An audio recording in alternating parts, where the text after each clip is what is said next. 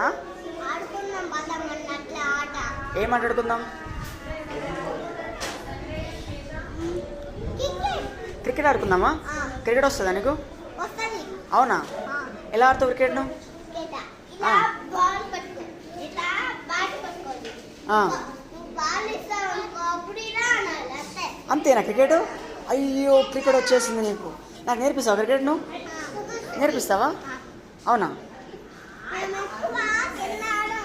ఆ, సైకిల్ అంటే ఎక్కడ ఏమో ఒక సైకిల్ ఉంటే సైకిల్ కింద పైన ఎక్కడైనా. అవునా? సరే ఆడుకుందాం కదా. ఆడుకుందామా? మరి బ్యాట్ ఎక్కడ?